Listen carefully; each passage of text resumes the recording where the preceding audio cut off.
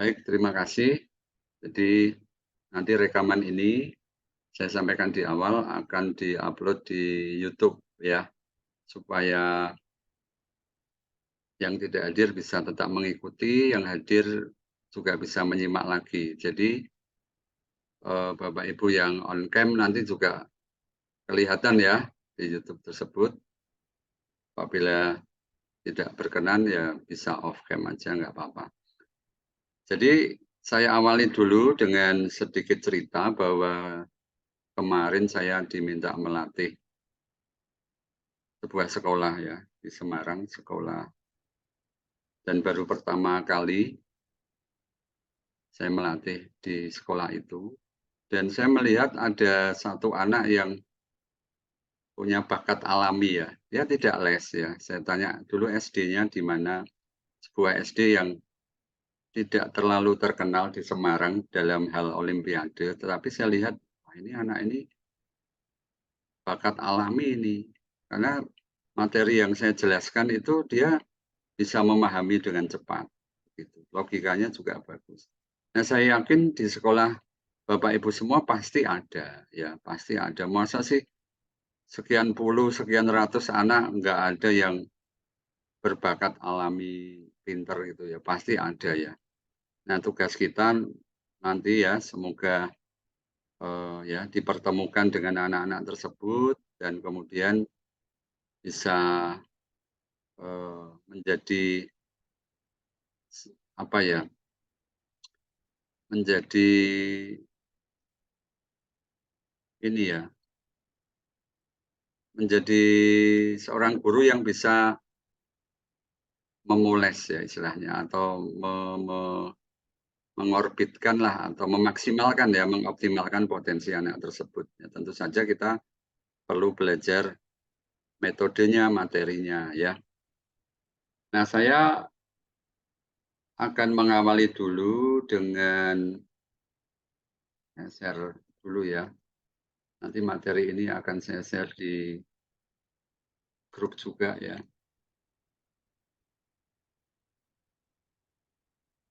Oke. Saya akan share screen. Jadi dalam hal menjadi guru olimpiade ya konteksnya sekarang, eee,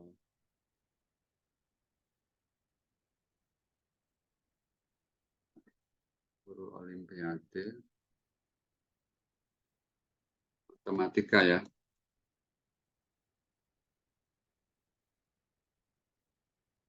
Nah, saya punya akronim ya, sesuai nama saya tadi malam saya pikirkan ya, KRIS ya, KRIS.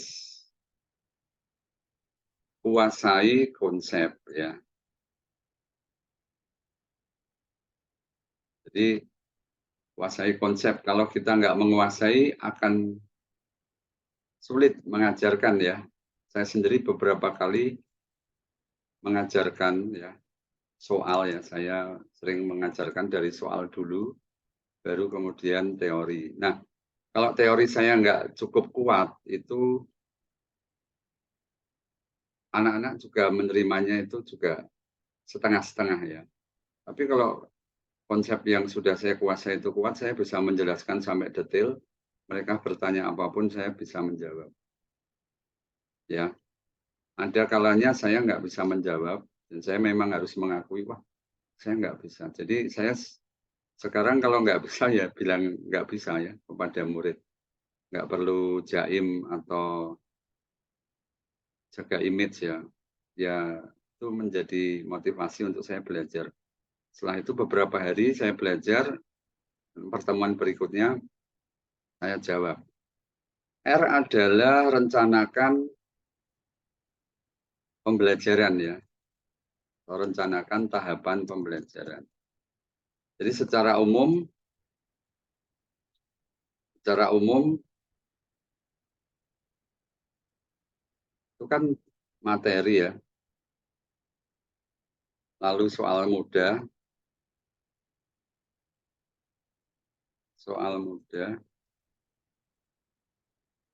Kemudian soal sedang mungkin ya bisa, lalu soal olimpiade. Ini nanti judulnya kapan-kapan kita bedah ini ya. Lalu itu improvisasi ya. Improvisasi. Jadi kalau ada kejadian di luar yang kita rencanakan,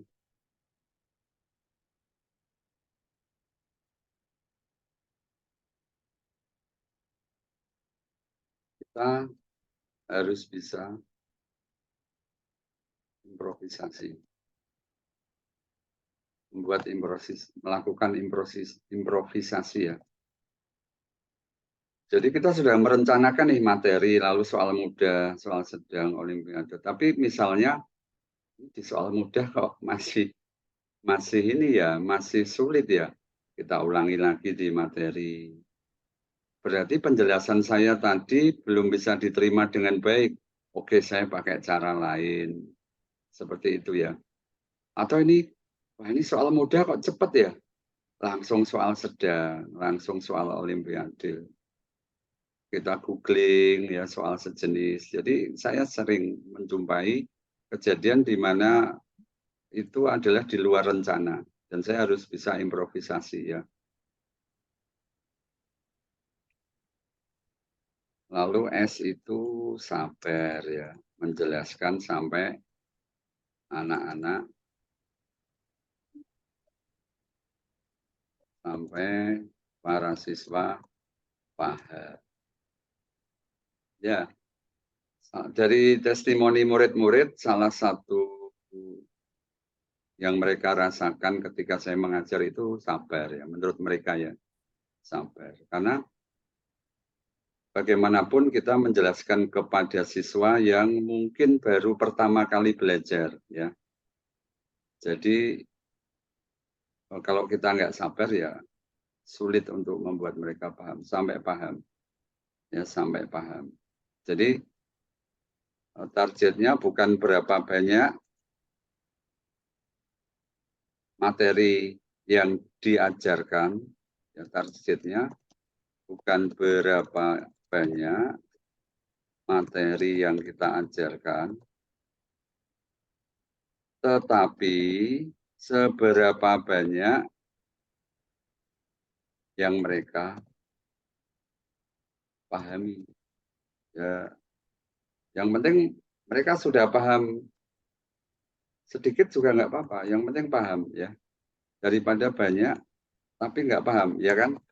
Betul nggak? Sedikit tetapi paham lebih baik daripada banyak materi tetapi tidak paham.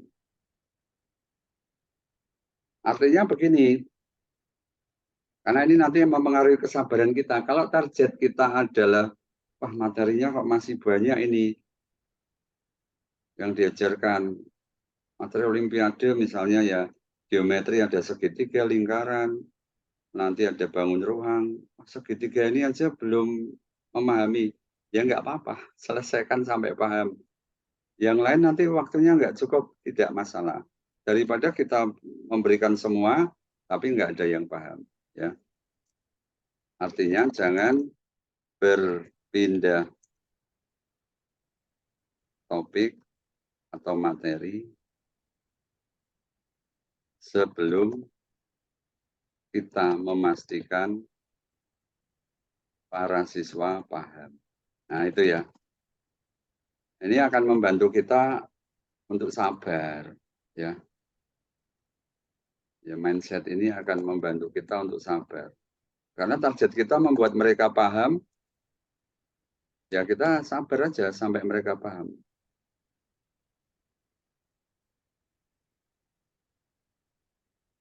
Sebab target kita membuat mereka paham, bukan menyelesaikan materi.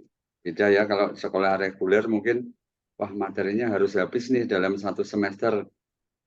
Nah kalau nggak paham ya kita tinggal lanjut aja ya, itu beda ya, memang agak beda kalau di reguler dengan di Olimpiade. Kalau di Olimpiade kan sifatnya pengayaan ya, pengayaan ya yang bisa dipahami siswa berapa itu yang kita ini ya, apa namanya, berikan. Ini pendahuluan, kemudian sekarang kita sebut apa ya, empat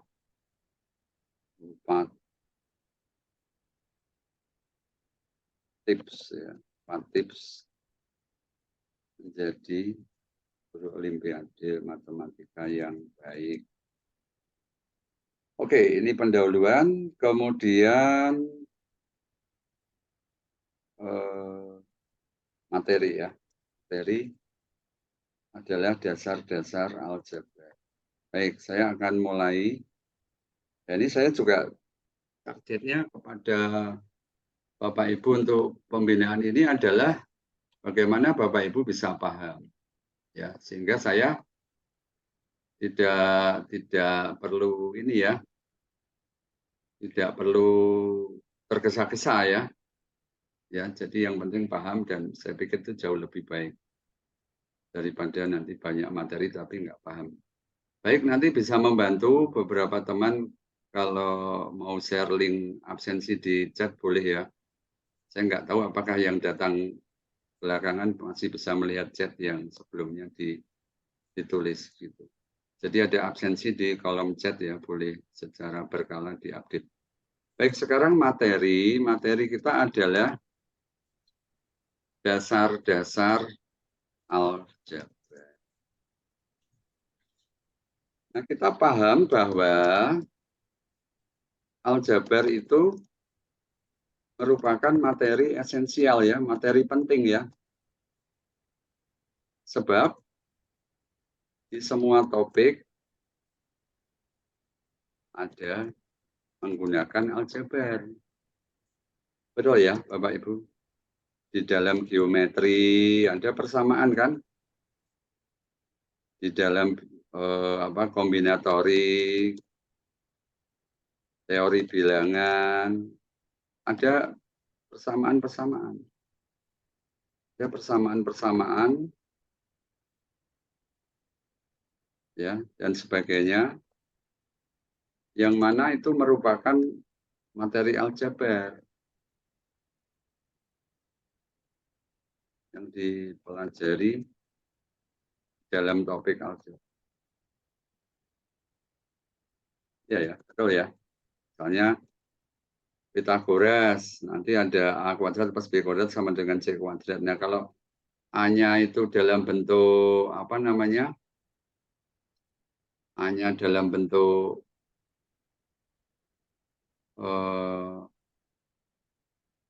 variabel ya, itu kan aljabar nanti ya. Maka aljabar ini mutlak diperlukan, kok diperlukan, diajarkan ya. Nah, sekarang pertanyaannya, apa yang harus kita ajarkan paling awal ya, sebelum sebagai dasar atau fondasi ya, atau fondasi materi aljabar. Jadi sebelum kita mengajarkan aljabar, fondasinya apa? Paling awal apa? Itu yang akan kita bahas hari ini. Dasar atau fondasi materi aljabar. Nah, saya sudah mau ini ya, yang mau absen boleh di kolom chat. Saya coba googling ya. Googling what should student learn before learn algebra. Ini saya share ya. Ini googling saya. Ini googlingnya kata kuncinya what should student learn before learn algebra, tanda tanya. Jadi apa yang siswa harus pelajari sebelum belajar aljabar nih? Nah, ini dijawab oleh Google ya. Research indicate that prior to learning algebra, student must have an understanding of numbers, ratio, proportion, the order of operation, equality, algebraic symbol, including letter result, algebraic question and function. Ada kemarin itu di sini. Nah, di sini ada nih.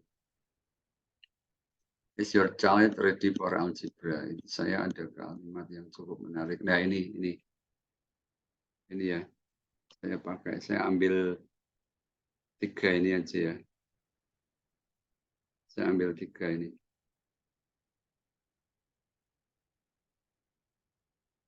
Saya ambil 3 ini ya. Saya coba masukkan di sini.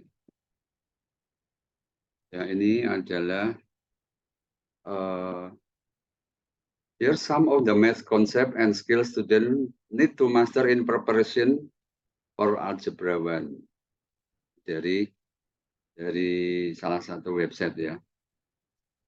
Jadi apa saja yang harus dikuasai siswa? Ini fluency with basic math operation ya. Addition, subtraction, multiplication, and division. Solid understanding of fraction, percent, and decimal, and how they are all related, ratio, error, proportion. Jadi ini kalau saya terjemahkan secara bebas adalah apa? Mahir atau ahli, mahir aja ya, fluency itu lancar ya, lancar aja ya. Lancar dengan operasi dasar, basic operation, matematika. Ya, penjumlahan, ya, pengurangan, perkalian, pembagian. Ya, tambahan dari saya, perpangkatan. Ya. Pangkatan itu apa? Perkalian yang berulang ya. Oke. Kemudian solid understanding of fraction ya. Jadi memahami dengan baik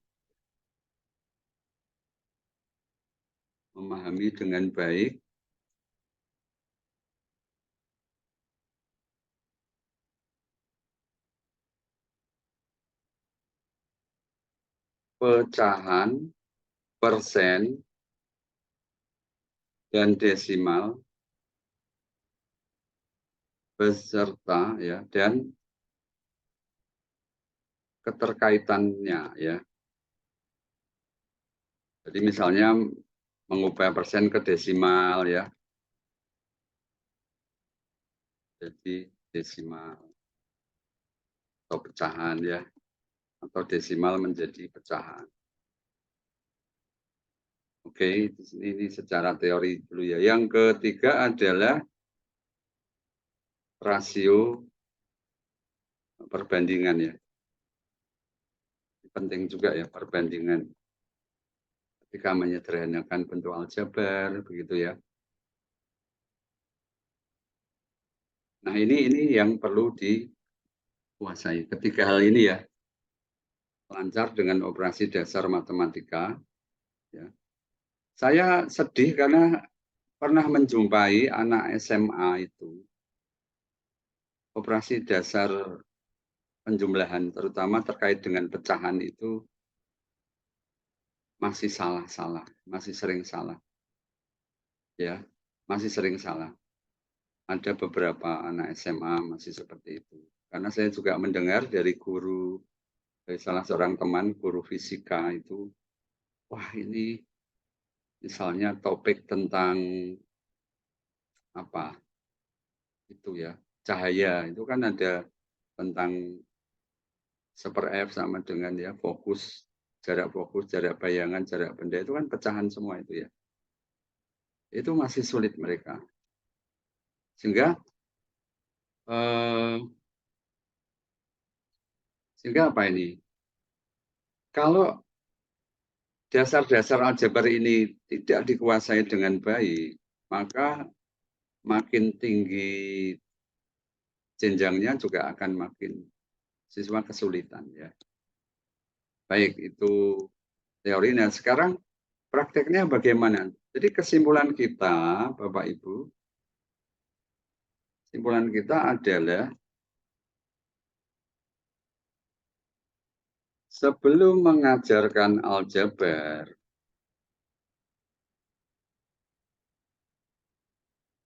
kita harus memastikan murid-murid kita tidak memiliki masalah dengan ketiga hal di atas.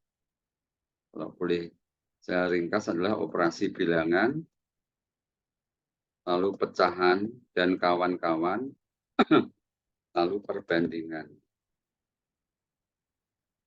Jadi ketiga hal ini harus kita pastikan tidak ada masalah. Maka kalau ini sudah tidak ada masalah ya kita bisa langsung ke misalnya variabel, koefisien, lalu identitas aljabar, mulai dari seperti kelas 7 itu ya, pengenalan aljabar itu apa, koefisien, variabel, konstanta, kemudian suku sejenis, menyederhanakan suku sejenis, dan seterusnya ya.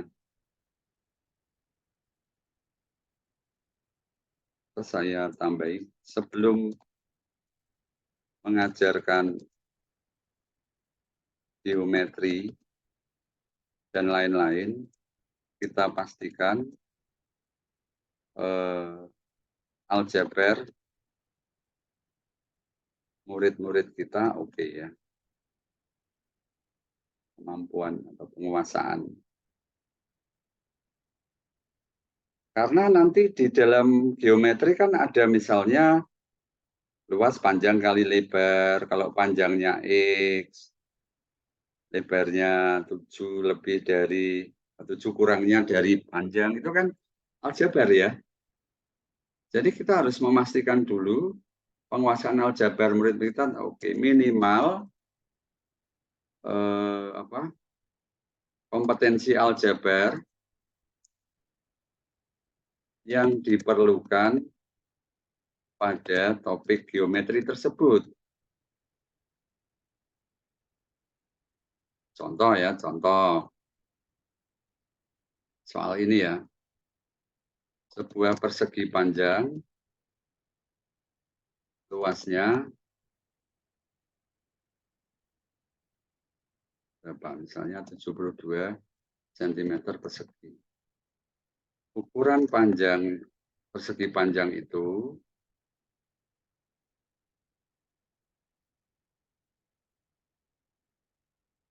adalah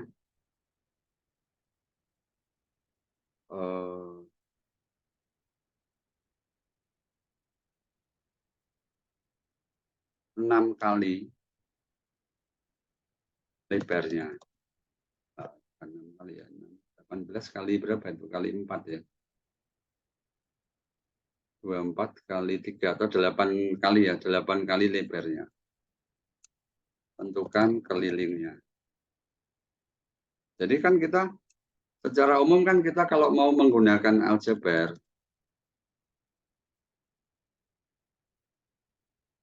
maka kita misalkan P adalah panjang. Panjang persegi panjang sama dengan P. Kemudian lebar sama dengan P per 8. Menghindari pecahan berarti yang kita misalkan lebarnya dulu ya. Yang kita misalkan lebarnya dulu. Misalkan lebar persegi panjang sama dengan L atau X. maka panjangnya 8X.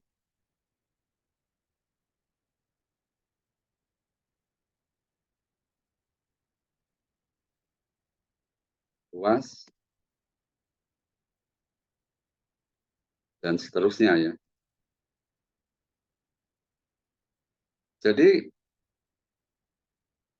kemampuan aljabar apa yang murid-murid perlukan untuk menyelesaikan soal geometri tersebut harus kita pastikan sudah dikuasai.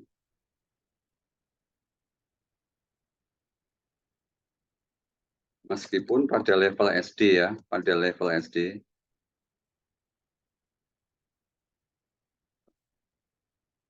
kita bisa menggunakan pemfaktoran ya untuk masalah di atas. Ya.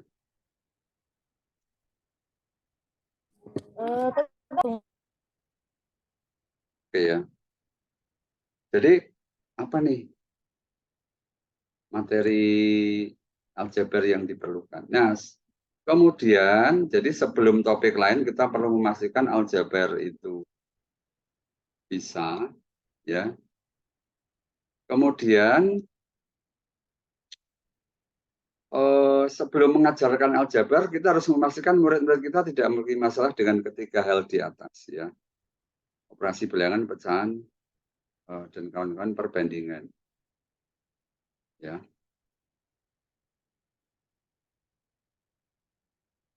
Baik, untuk mempersingkat waktu, ya, saya sudah punya materi tentang operasi bilangan, ya. Saya coba copy dulu ya, copy paste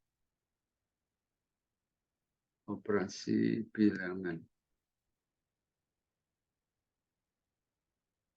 Jadi menangkap esensinya ya, saya mohon, saya harap Bapak Ibu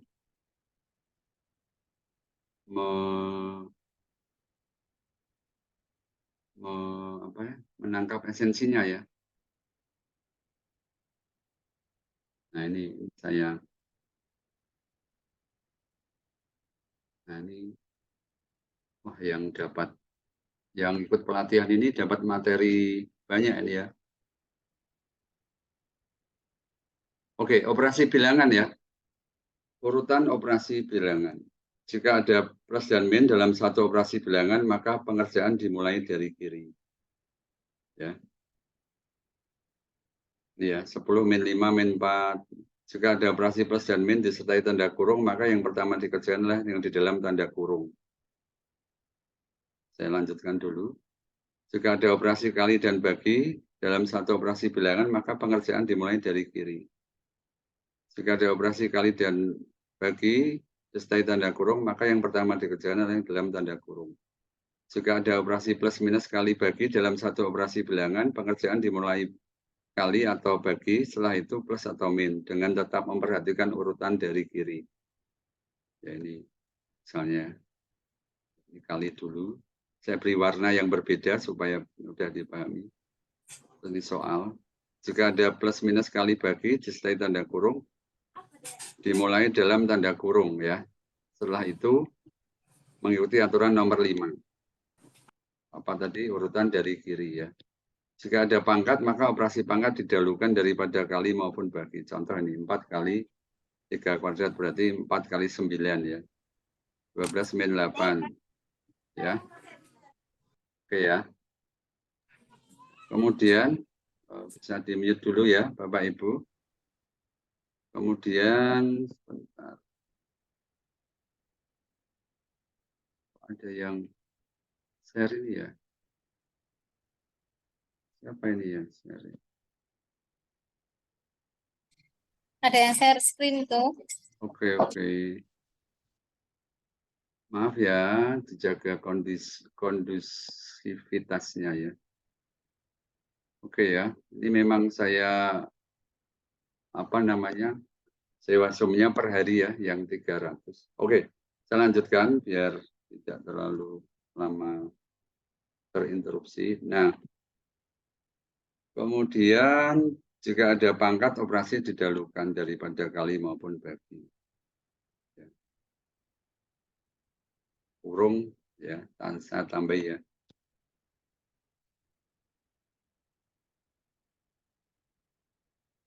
Tetapi jika ada kurung, di nomor 2 itu ya, kurungnya ya, dikerjakan dulu ya. Ada tanda kurung, kan di dalam kurung dikerjakan dulu. Ya. Oke, ini sangat mudah ya. Catatan tambahan ini A plus min B sama dengan A min B, A min B, A plus B. Positif kali positif, positif, dan seterusnya. Nah, coba perhatikan Bapak Ibu, untuk urutan operasi bilangan ini, saya mulai dari yang paling basic. Kalau ada plus min, ya udah dari kiri gitu. Jadi jangan kemudian, oh ini pasti anak-anak sudah tahu. Jangan berpikir begitu. Meskipun sudah tahu, kita tetap harus menyampaikan. From the very basic ya. Dari yang paling basic. Ya. Kalau ada plus dan min, ya dari kiri. Ya. Karena nanti kalau ini nggak tahu, kadang-kadang anak juga ini ditambah dulu misalnya ya. 2 tambah 1. Min. Jadi ini tetap anak-anak harus tahu. Nah, kemudian setelah disampaikan teorinya dikasih latihan soal. Latihan soal dibahas bersama. Ya, dibahas bersama murid ya. Kemudian ini ada latihan mandiri, anggap aja latihan mandiri. Pastikan murid mengerjakan sendiri. Ya. Jadi prinsipnya tadi ya, improvisasi. Nanti improvisasinya bisa di sini. Wah, ini tadi dibahas bersama kok bisa, ini kok pas mengerjakan sendiri kok nggak bisa. Nah, anak-anak harus ya, murid-murid harus mengerjakan sendiri sampai ketemu hasil akhir ya. Salah tidak apa-apa.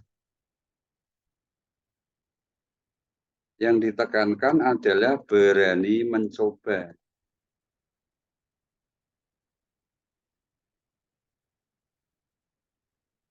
Kesalahan yang muncul ya. Oke. Ya, di-mute dulu ya Bapak Ibu. Kesalahan yang muncul. Ini siapa ya? Maaf ya lagunya ya. Di-mute yuk dipastikan di-mute ya. Terpencet, oke ya betul. Yang ditekankan adalah berani mencoba. Kesalahan yang muncul.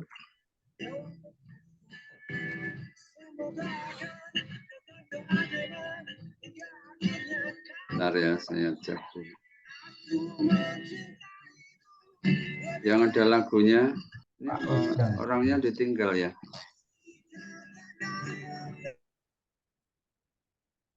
Oke, bisa karena salah konsep, bisa karena tidak teliti.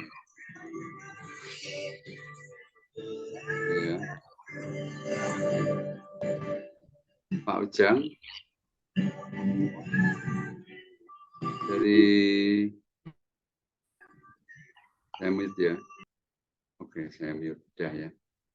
Baik, mohon maaf ini saya deteksi dulu yang bersuara. Mungkin memang kepencet. Baik, saya lanjutkan ya. Saya lanjutkan.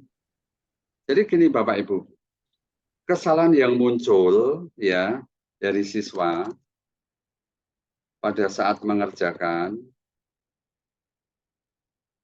bisa karena salah konsep, bisa karena tidak teliti, adalah sesuatu yang baik menurut saya. Kenapa? Karena dengan demikian kita menjadi tahu bahwa kita ya, siswa dan guru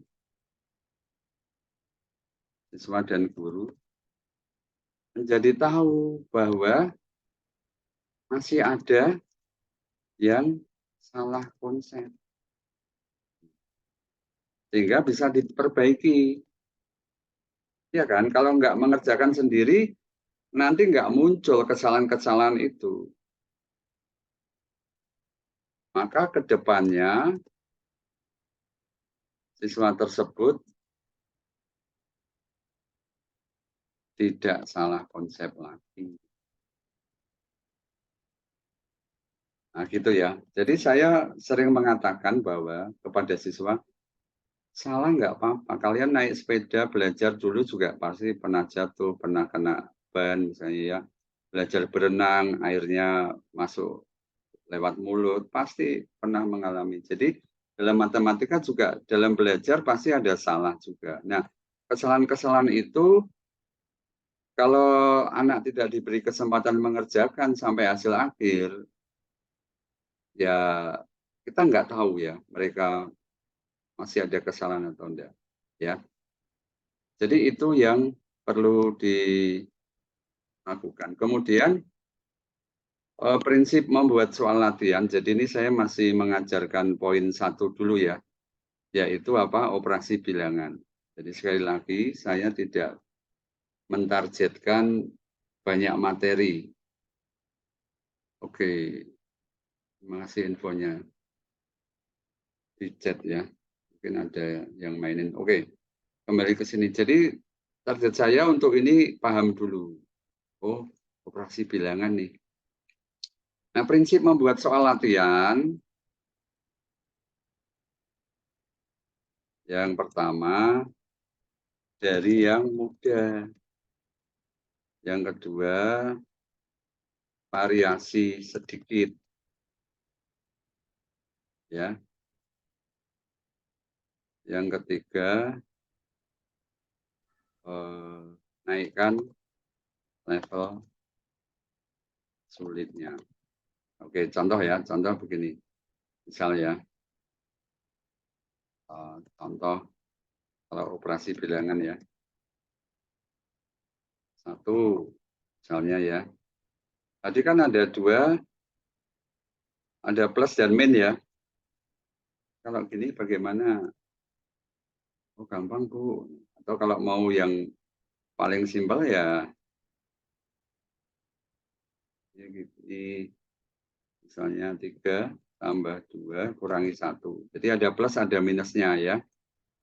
Kemudian variasi, boleh diulang ya, angkanya. Variasi itu bisa mengganti angka menjadi lebih besar atau menambah operasi simbol atau tanda operasi bilangan. Ya, jadi ini ya, 3 plus 2 min 1, lalu nanti saya tambahi aja, makin besar kan, misalnya 7, 4, 2. Ini kan pengurangnya selalu lebih kecil ya, dari yang kiri.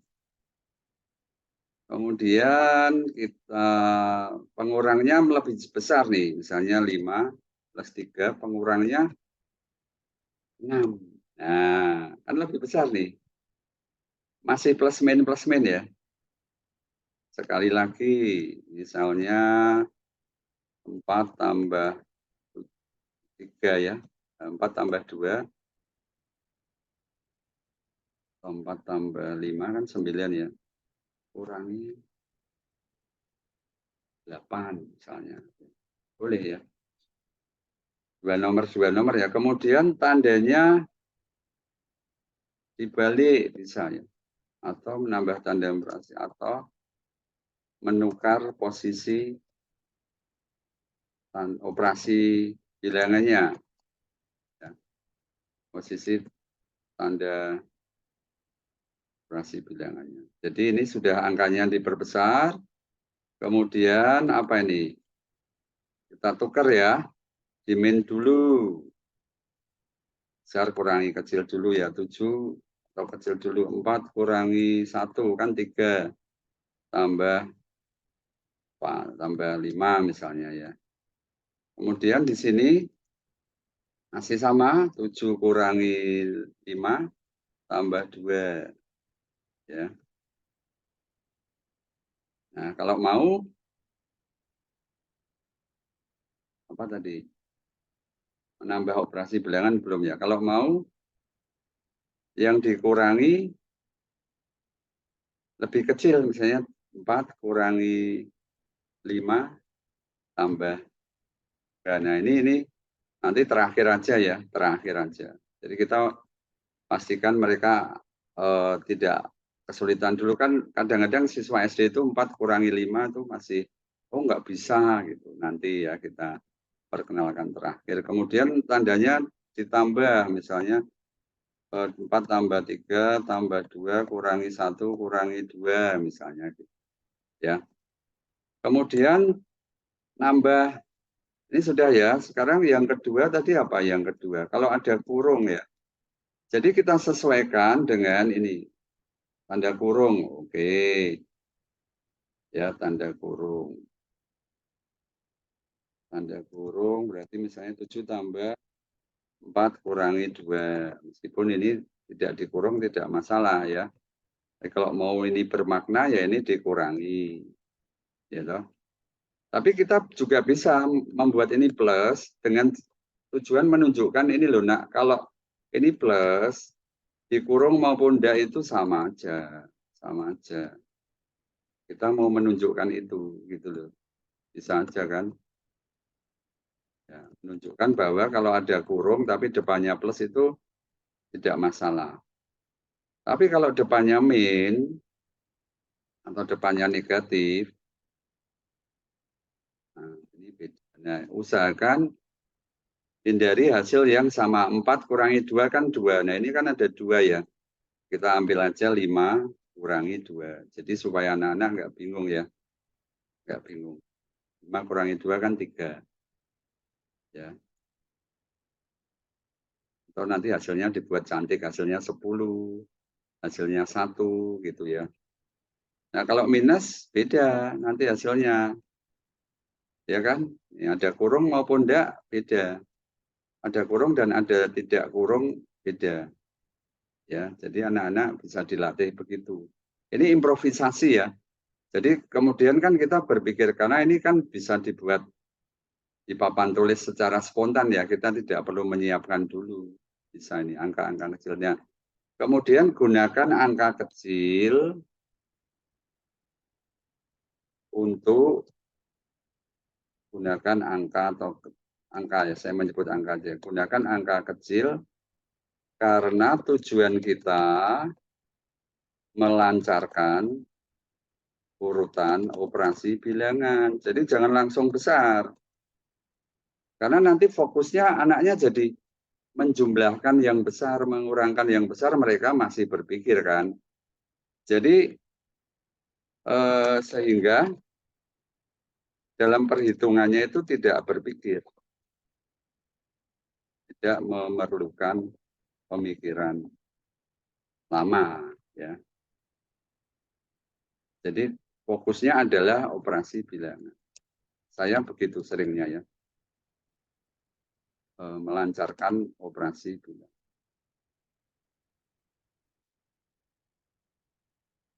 Jadi pakai angka kecil saja, pakai angka kecil. Coba ini latihan soal ini sebenarnya sudah saya pakai di les-lesan saya. Ini kan angka kecil semua ini.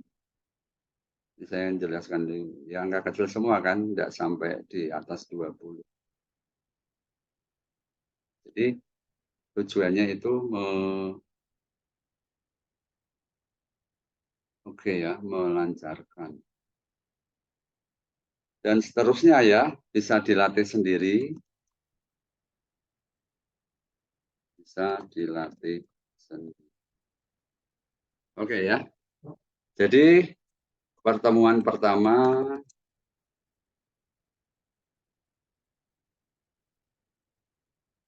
kita membahas poin 1 dari 3 poin yang harus dikuasai sebelum anak-anak diajari aljabar, gitu ya.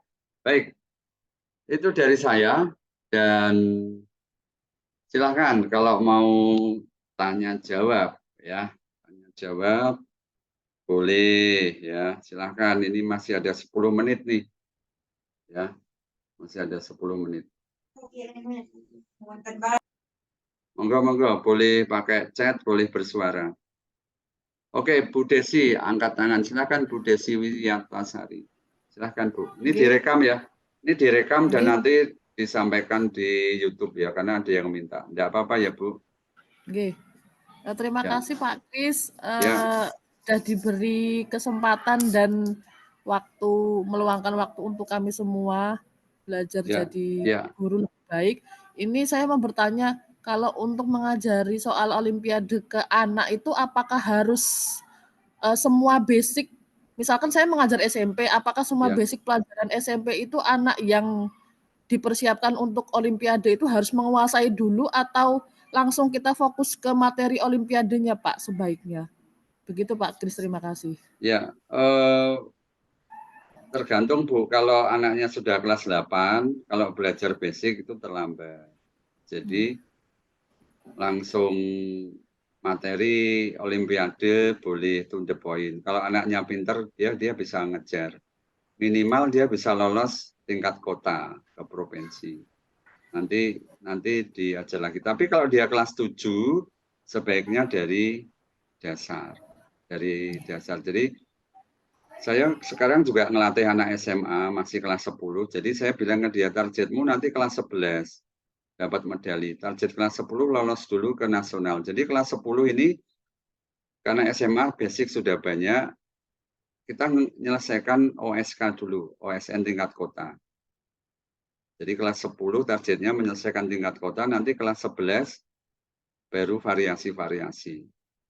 Nah, untuk SMP ya kelas 7 dasarnya semua, Bu. Aljabar pertama, nanti geometri, kesebangunan, apa gitu ya, kombinatorik, dasar-dasar dulu nggak apa-apa, baru nanti pengembangan. Tetapi ketika mengajarkan dasar itu kan pasti kita ambilkan soal-soal Olimpiade. Oh ini loh keluar di kota kerjakan. Tadi saya ngelesi anak SMP kelas 7, saya ajari SPLDV Bu, sistem persamaan linear 2 variabel. Saya ajari dari persamaan linear 1 variabel. Kenapa disebut persamaan? Saya tunjukkan ya. Saya tunjukkan sebentar.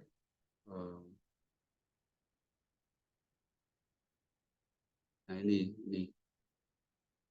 Ya, jadi dari paling basic ya. Persamaan linear 1 variabel. Kenapa disebut persamaan? Oh, karena simbolnya sama dengan. Jarang toh ngajarkan begini, Bu. Kenapa disebut linear? Karena pangkat tertinggi dari variabel adalah 1. Kenapa disebut 1 variabel? Karena memiliki 1 variabel. Contoh. Tapi ini saya nggak berlama-lama di sini, ya, karena mudah. Lalu, sistem persamaan linear 2 variabel. Kenapa disebut sistem? Karena persamaannya lebih dari 1, menurut saya ya. Dan saling terkait. Disebut persamaan linear 2 variabel. Lalu contoh.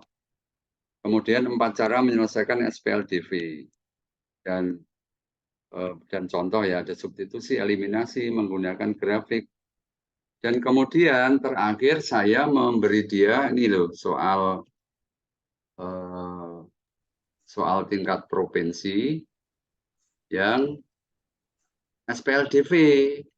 Kamu bisa mengerjakan. Jadi kamu yang harus mengerjakan sampai dapat. Nah ini adalah soal OSN tingkat provinsi. SPLDV enggak ini SPLDV. Lalu anak saya suruh kerjakan tadi, dan bisa Bu, bisa. Jadi dasarnya dulu, tapi endingnya kalau ada ya soal OSN tingkat kota atau provinsi yang terkait materi itu. Itu Bu, jadi kalau kelas 7 ya dasar dulu, lalu kelas 8 ditargetkan lolos nasional gitu. Kalau kelas 8 ya langsung soal. Atau kita fokus untuk kelas 7, kelas 8 ngikut aja. Kelas 8 istilahnya ya kita nggak ada target lah, targetnya yang kelas 7 sekarang. Karena nanti kalau kelas 8 udah siap, ketika disiapkan dari kelas 7 akan sangat bagus.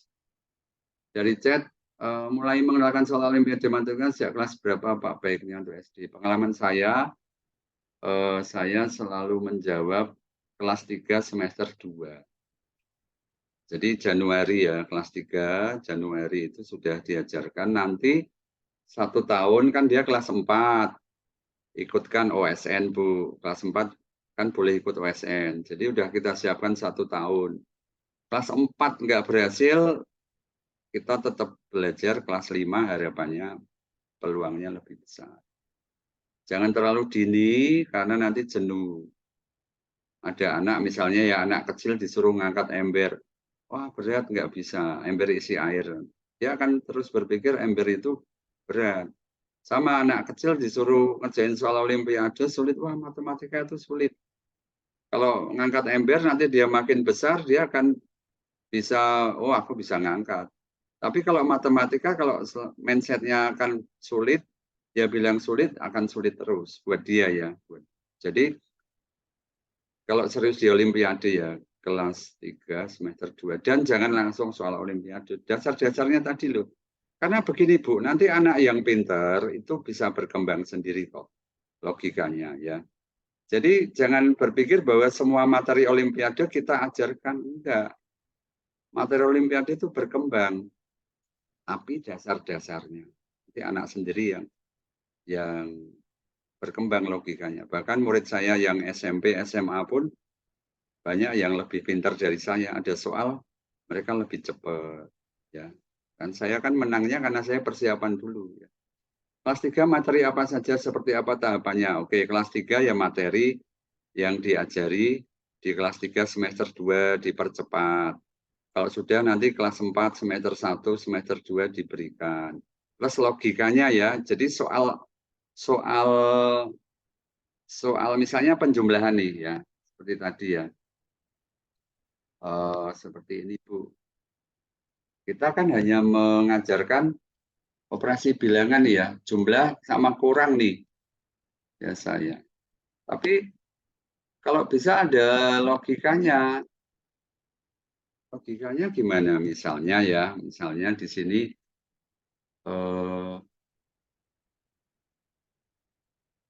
tadi kan kita udah belajar 7 tambah 3 misalnya kurangi 2. Kurangi 2. Nah, kita coba begini. Gimana kalau 7 kurangi 2 tambah 3? Oh, sama. Oh, berarti kalau ditukar min 2-nya dipindah sama ya?